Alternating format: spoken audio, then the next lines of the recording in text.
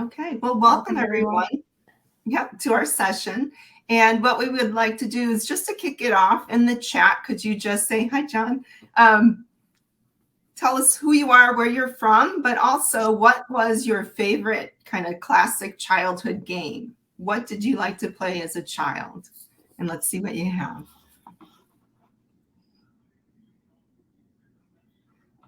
Mousetrap. Okay. Pac-Man. That's a good one. And then you'll also see there's links to our slideshow, but the bit.ly link is on all of the slides in case you come in late or forgot. And then we'll be participating. Battleship, that's a good one.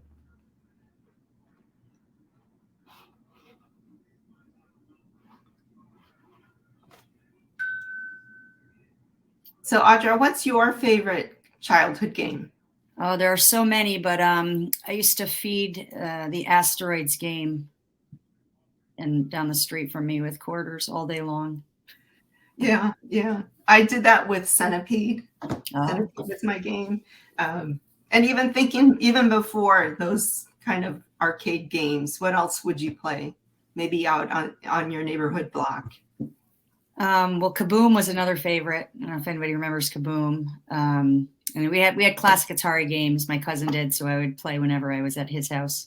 But I love Pac-Man, Centipede. I played a lot. Missile Command. There's just so many. Yeah, I know. It's hard to choose. So, if you want to go to the next slide. Oops, not my bookmarks. And to the next one. So what we would like to do is kind of focus in on our classic childhood games, because we found that this is a great way to bring students in with something that they're pretty familiar with and kind of introduce coding to them in that way so that they could kind of build off of that experience. And one other kind of unique thing about the microbit, so kind of transferring these games into the microbit world, but microbit offers this radio feature, and I feel like it's a little secret feature that once you introduce students to it, they're going to love it because it allows them to interact with each other. So thinking about how can you send messages from one microbit to other microbits, and you're thinking of it as kind of a walkie-talkie system. So setting up kind of your channel, your radio group to kind of group the microbits together. And then using these special blocks that are on the screen. So using the send block to send the message or a smile or a number, and then also having the microbits receive that message as well. So thinking of it as, those secret messages, and I know somebody else in another session called it chuck a duck. You could pass a duck back and forth. So we're going to take advantage of that in this session as we learn how to introduce classic childhood games. We're going to focus on hot potato. And then I think, Audra, you're covering Marco Polo. Mm-hmm. And then Anne-Marie is going to close us out with the good old red light, green light that people still play today. Yep. So just to get a little bit more background on the radio feature, now, Audra, can you click the link to the video? And this video is really short and sweet, but what I love, it's from the microbit.org website, and it's such a great way to introduce what it does, to your students. So we'll take a quick watch. You can see it's only about a minute long. So I've got my essay written, and I've been working on it for about a week. Here we go. Radio is a way of transmitting and receiving messages over a distance. The BBC microbit can use radio waves to communicate wirelessly between microbits. In order to generate and detect these waves, the microbit has an antenna on top of the board. You can program microbits to use this radio feature. While one device transmits or sends a message, the other will receive the message and can be programmed to send a message back. To help avoid interference from other microbits also sending messages, you can program your microbits to belong to a group. Then they will only send and receive messages to each other in that group. You can send messages to a friend or a group of friends, design and build multiplayer games using the radio feature, or even turn your microbit into a pet tracking device.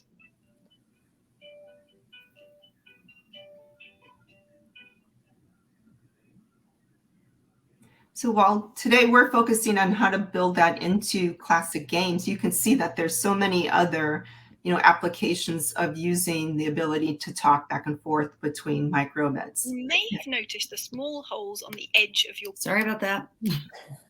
That happens to me all the time. So the next screen, please. And we want to frame it with this type of framework of use, modify, and create. Use, mod, creates. And using what's not yours. And Microbit does such a nice job, especially if you're a teacher who doesn't have much experience with coding, or either your students. Use what's already available and play around with it, get some experience with it, make some changes, some modifications to it. And then you're able to kind of push them into that world of creating on their own and testing it out and analyzing it and fixing it and sharing that out. Next screen. So we're going to keep that in mind. But for me, I'm Diane Horvath. So like you heard, I'm the technology makerspace kind of integration specialist at the middle school level here in Massachusetts. I get to actually kind of test everything out in my 6th grade coding class. I see them once a week over 8-week period of time. So I get to experiment a lot with them. So what we're doing today is something that I'm going to show you some examples of what they did in the class. But then I get to bring it into the other areas and I integrate it across the curriculum as well. So we'll apply stuff that we've learned in, the foundations of coding these types of games and apply it in maybe 7th grade English class or 8th grade science class. And I just kind of find these little pockets of areas to work with people and push them to give students these kind of learning opportunities. Okay, next slide. So we'll start off with that classic hot potato game. And when I introduce it to students, I always want them to think about what do they know about the game already? How do you play it? So how many people do you need to play the game? So you're looking for at least 3 or more. What kind of objects are you using for that hot potato? Any other kind of tools? So using that music. So the game starts when you're playing the music. People toss the potato to the next person. It ends when the music stops, and whoever has it is the person who loses the game, and you keep playing. So just kind of giving them that framework to work with there. So that's our entry point. And I always started off without that radio feature first, just kind of having them think, now, how can I translate this into using it with the microbit? So literally, the microbit becomes that hot potato. And yes, we do actually pass it around to each other in the classroom. So the other way that I also introduce things is using MakeCode has such wonderful tutorials already set up. So there's some students that could probably start the project on their own. But then you think about those students who might need more support, who don't have any coding experience. And those are kind of the students that are coming to me in my 6th grade class. They have little to probably no experience using anything. So this helps them kind of work through and learn the tutorials, check their own work. Then everybody has the same code that they're actually getting some practice, downloading it directly onto the microbit and then playing the game.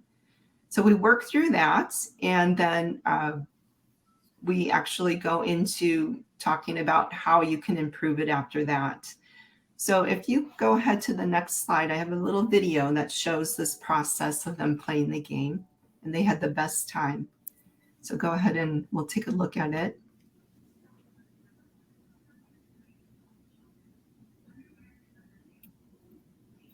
And this is just the simulation of what the program was that they were working with. And so we have our skull, and we'll talk about the code in a second.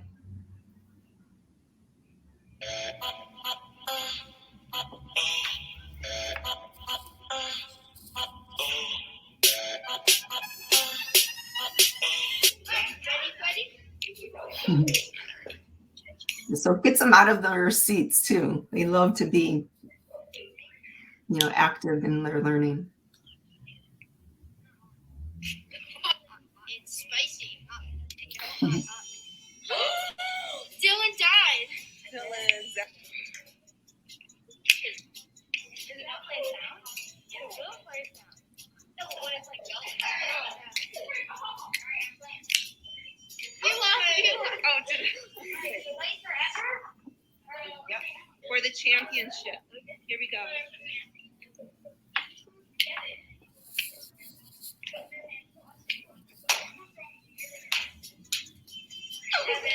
is it? Oh, take a bow. And she was the winner. Yeah, so they got to experience that, and they really, you can tell they really enjoyed it. But they did make some observations about what was working and what wasn't working. And so we came back to our tables and we sat down and we talked as a group, like, what did you see working? Well, it was counting down, but it was hard to see when it, was over. We didn't know exactly if it was still ticking. Sometimes the battery came out, so they came up with putting rubber bands around the battery pack to the microbit was an easy solution. They figured out we wanted to go back and change in our code, adding sounds. So adding a sound when it was over. So here on the screen, you can see they said play a sad sound when it's done. And in this, we also added actually a toggle light on and off. So it kind of shows when it's ticking. So the students would know that it was still kind of actually working. And then let's see what else. And we added the button press. So instead of shaking it, we added a button press to be able to control when we started the game. So those were ways that they just kind of quick did some modifications, and then we went back and kind of tested it out again. So from there, we were able to kind of level up our skills and add the radio feature. So if you can go to the next slide.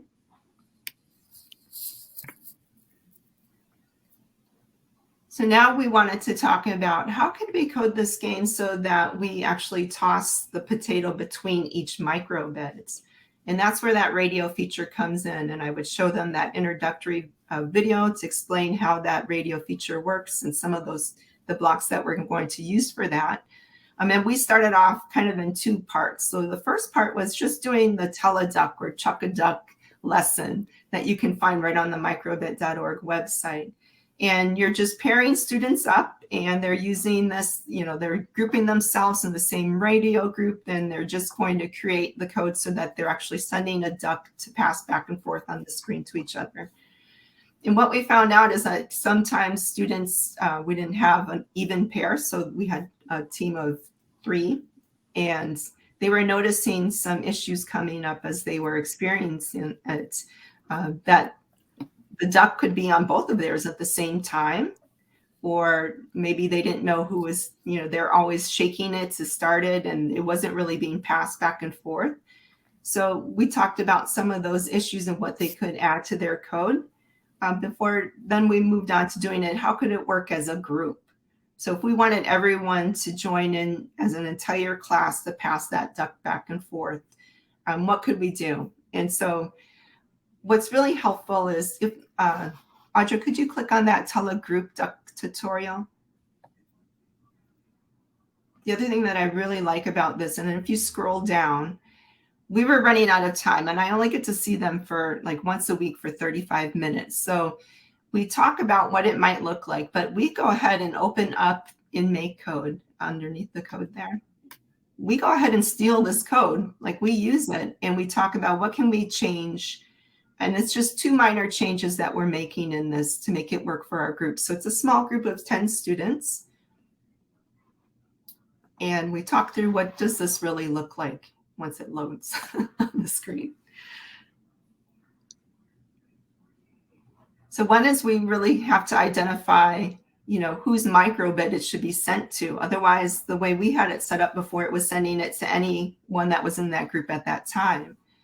And so in this block here, we talked about how many players do we need to change this to, and then also we're setting our ID numbers. So each student had to figure out, well, how are we going to number these? Everybody gets their own number so that it can only send that signal to 1 microbit at a time, and it clears the screen after that.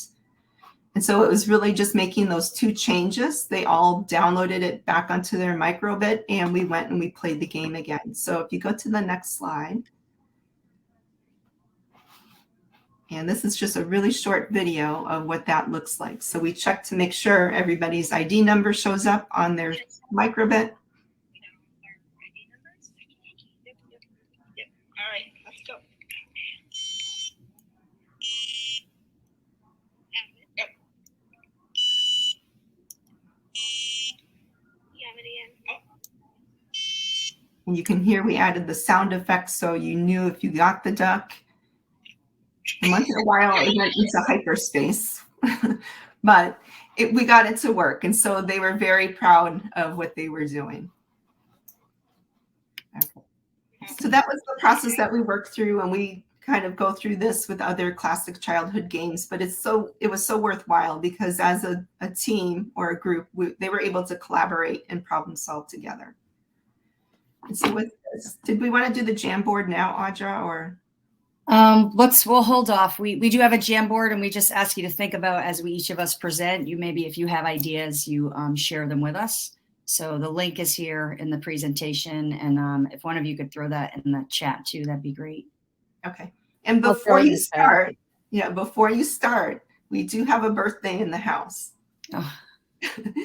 A quick shout out. It's Audra's birthday. Happy birthday. Diane. Thanks for sharing too. So yeah, I'm Audra Kaplan. I currently teach 5th and 6th grade middle school digital literacy and computer science, and we're really just getting started with the microbits. I finally have a full class set in my classroom, thanks to Infosys Pathfinders, John Mulaney, and CSTA Greater Boston. So I don't really take my time up with that, but like Diane, I try to, introduce what we're going to do to the kids, make them think through what we might need. And I started with a really simple game called Marco Polo. And I don't really know that you win or lose. You kind of end the game when you're done playing, or, whoever's it tries to find the other person. And if you don't know Marco Polo, most of the time people close their eyes. If you're in the pool, you can play outside and blindfold someone. And if you're Marco, you say Marco, they say Polo in response, and you use your ears to try to find them. So we're in the beginning stages of using that with the microbits. Like Diane had shared, there's a little video here you could watch, and a starter code also available on here. But I'm going to kind of go through a little quickly because she gave you an overview of those. And this is basically what we do. And I'm also trying to get my kids to, before we do any projects, kind of think through the process. Like we talked a little bit about radios and what that means. And there's a great prompt in one of the lessons provided by Make Code, where it asks the kids to first start thinking about how they could pass secret messages silently. So together they table talk and come up with ideas. They share them on the board, and then we talk about how get into. They say things like sign language, walkie-talkies. Walkie-talkies aren't silent, but these things come up in our discussions. Charades, writing notes on paper airplanes. They come up with all of these ideas, and then I try to give them just kind of an overview of what the radio feature is. I'm not an expert with radio frequencies and such, but we can certainly have a lot of fun with the microbits. So we talk about how one thing has to send a message and then another thing has to receive it. And in our case, it's the microbit. And we get into a little talk about walkie-talkies and, talk about how if you're hiking or on a ski mountain and your phones don't work, people might use walkie-talkies. And some of the kids are familiar with it. And that gets us talking about having the same channel, like we're all on the same channel, which we use in the microbits and Make Code as group settings. And Diane already kind of talked about those already.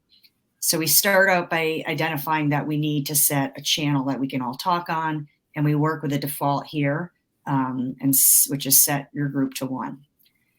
And then, this is not Marco Polo. So this is supposed to say Marco, and this is supposed to say Polo. I apologize for that. It might be on the next page.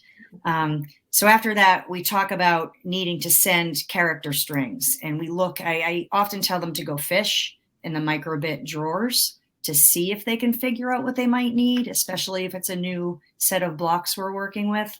And inevitably 1 or 2 kids figure it out. I give them time to think about it. They share it back, and we move on from there, and I take their suggestions, and we end up going with strings for this activity.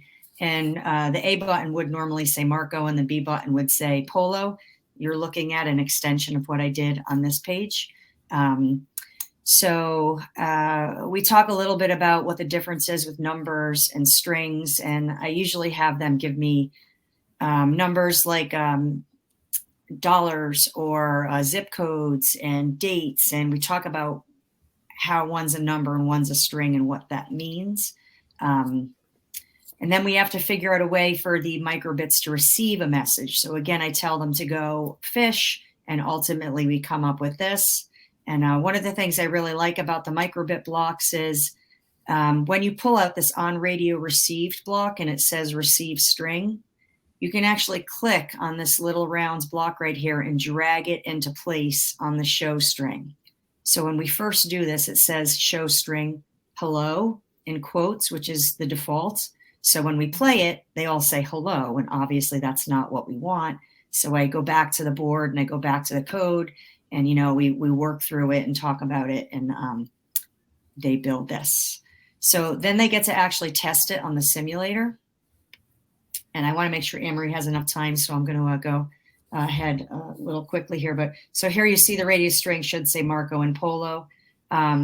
They tested on the simulator. The minute you click the A or the B button, a second microbit pops up on the screen, and you could send the messages back and forth. I do like to try using the simulator initially and then have them add the microbits to test, mostly to save battery power.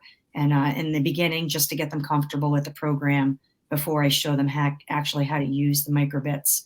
And this is a potential extension you could use. And this is in the lesson if you, which is included in a previous slide, an M and a P here. You can see the M and the P. So kids kind of know, like Diane had them looking for numbers, so they knew that they were ready to go. This kind of initializes and lets them know that they have the right program loaded and they're ready to play. And then you can add in playing sounds as well, which really makes a lot of sense with Marco Polo because you're blindfolded and listening. So again, this is another step you can add in. I haven't done this with the audio yet, but there's a way to hack the headphones. So there's a little link in here if you want to check that out as well, also by MakeCode. I threw this in here. We are also doing Magic 8, but I'm going to skip over this. This is another thing, like Diane had mentioned, you could bring in the radio feature after they build this initially. So the link to adding the sounds, if you'd like to do that, other extensions also on the MakeCode page, using Morse code, using like a 0, 1, and 2 to represent no code, short code or long code. Hot and cold, similar to hot potato, but actually it's not similar to hot potato, only that it uses the radio feature. But as you get closer to the beacon, you would set one microbit up as a beacon and one as the receivers, the hunters rather. And the kids would have the hunters with battery packs, and they would try to find the beacon, the hidden microbit in the room. And then this was the extension that you just noticed. This next week is CS Ed week, as you are all probably well aware. Now that my kids have tried Marco Polo, they're going to be working to identify a person of interest for CS Ed week. So if Diane and I were partners and we were assigned Channel 4, for example, we wouldn't know we were partners yet. And I might have Kimberly and she might have the name Bryant, which is the woman here in the middle. And once we write our code, and we figure out what channel we belong to, I would send her my name and the word Kimberly, and then she would in response send me her name and the name Bryant. So I would then know who the person in class I was communicating with was, and I would have identified the name Kimberly Bryant and know that that is the person I'm going to make my CS Ed poster for. And I think that was it. I want to give Anne-Marie enough time, so thanks for listening and see what's next. Hi, everybody. I'm Anne-Marie Wyman. My camera, for some reason, is not working in Hopin today. It is working in my other applications that I tested. So I'm not sure why, but I am here. I'm a technology teacher. I teach grades 6, 7, and 8. I typically use microbits in the 7th grade. And this year, I decided to use it in the 6th grade for the radio game, Red Light, Green Light. So if Audra, you could move to the next slide, please. So this kind of came up organically in my class. And I find when it just kind of comes up, the kids seem to be really excited and learn a lot. So in 6th grade, I teach Scratch. And a couple of my students, they were working in a group. So it was a pair of students made a scratch project on red light, green light. So after they showed their project to the class, I said, I knew that there was one in the microbits and I have a class set of microbits. I thought I would pull those out. So the first thing that we did after we played, they showed their scratch project, was we went outside and played the game. It was a beautiful day and most of the kids had heard of the game, but not all of them. So we went over the game, we went outside and played it. Then we came back in and I told them next class we would play the game using these microbits, the little circuit boards, and they were really, really excited.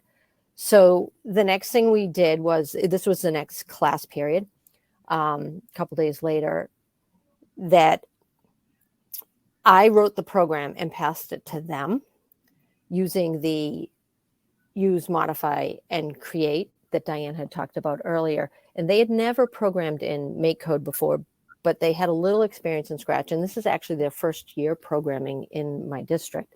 So they didn't have a lot of experience, but what they were able to do was read the code and go through it. And Audra, if you could go to the next slide, please. There's a lot of links in here, so definitely click the links and keep the slideshow. So I had them download the program. We chose one person to be it, and that was the person that really knew how to play the game. And everyone else was a player. So that in itself was a learning experience because my students have never downloaded to an external device. So they had to plug it in, connect it, download it. So that was a nice experience for them to learn a lot. And then once we worked through the bugs, which there were, we went outside again and played the game using the microbits instead of just the people playing it. So each student had a microbit, either a player or the it person. We played a few times and it wasn't perfect. There were some things that needed to be changed. So what we did was play a few times, changed who was it. People got to experience both positions. And then we came back in and we sat down and we discussed what worked well, what didn't, what could you change. And they had a lot of great ideas and a lot of ideas that they could, they all had the same ideas. So what I did then was I had them edit the code to make it better. And we decided as a class what we were going to edit, but they edited it all in slightly different ways because they could make their microbit, show different pictures. They wanted to add some sound and things like that. So then we went out and played the modified game.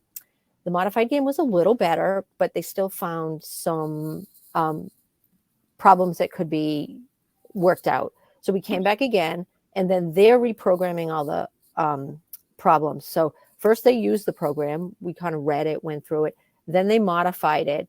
And I was surprised at how quickly that they picked up on this now, because this is the second day that they're programming this, that they've ever seen the microbits or the MakeCode. So they had some great ideas, were able to reprogram it and make it better. And if you could go to the next slide, Audra, please, because I know we're running out of time.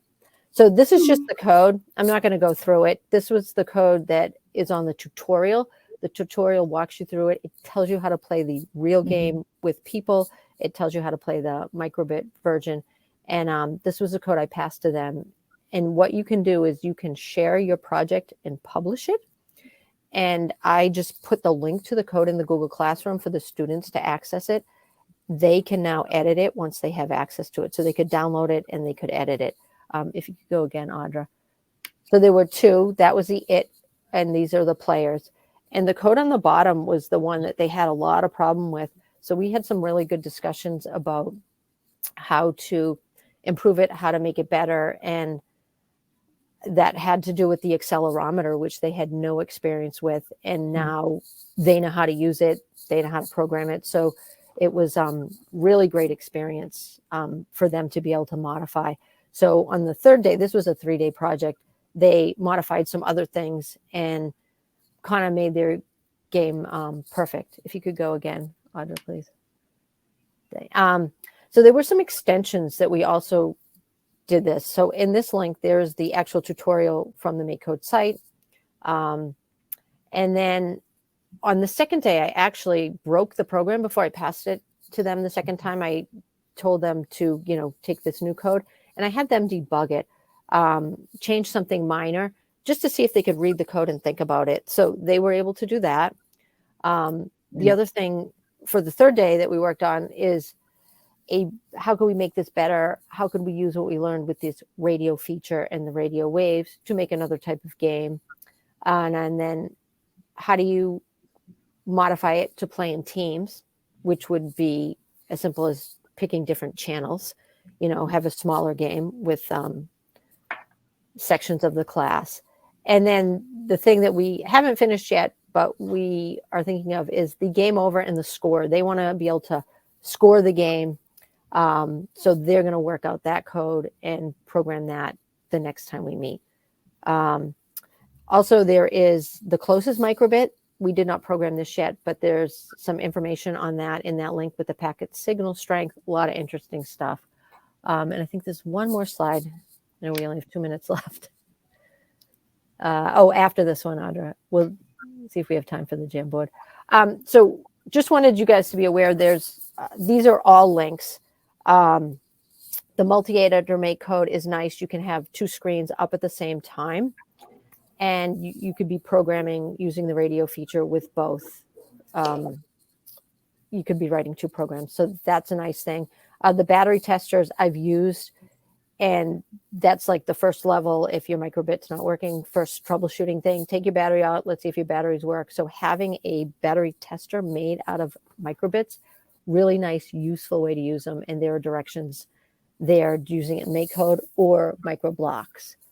So there's a lot of information on that slide.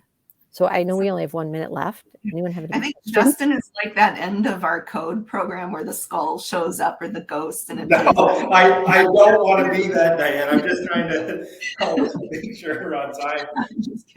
Awesome segue. John Maloney was teaching us all about being able to test some of the batteries and the frequencies and the circuits and ways to integrate the microbit as you work through some of your projects. So I just want to thank you 3 for your passion, commitment, and sharing in terms of the projects you're up to and the different trajectories you are on with using the microbit for the different programs that you're offering.